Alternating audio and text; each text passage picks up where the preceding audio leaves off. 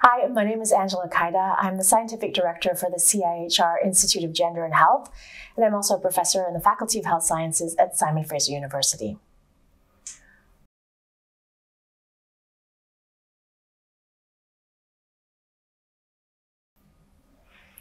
Well, for me, the future of gender and health is, what's important about it is moving towards acknowledging all the diversities within gender. And my vision for the future is to be inclusive of that in whatever health aspect we're looking at.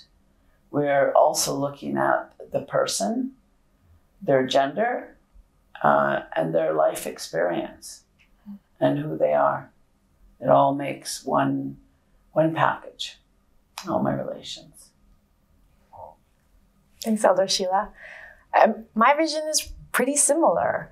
I think the Institute of Gender and Health and the Canadian health research ecosystem has done an amazing job of funding research that looks at the ways in which sex and gender and their entanglement impact our health.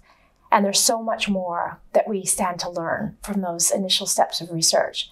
And that includes expanding our considerations of what is sex and what is gender, moving us beyond the binary, right, to embrace non-binary continuous understandings of sex and gender and the ways in which these factors influence our health, as well as adding a dimension of intersectionality.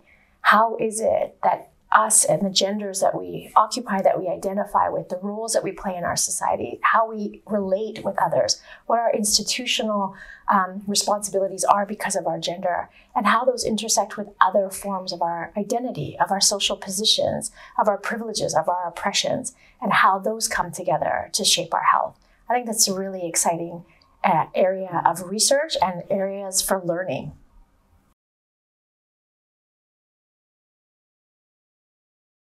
My wish it would be then that more is done to include Indigenous people and Indigenous ways of being and knowing into all research, and include Indigenous people, elders, knowledge holders as equal partners. Where you have an elder who's been around for a really long time, and they have traditional teachings and knowledge and experience that they're seen as equal to the persons with the PhDs. All my relations.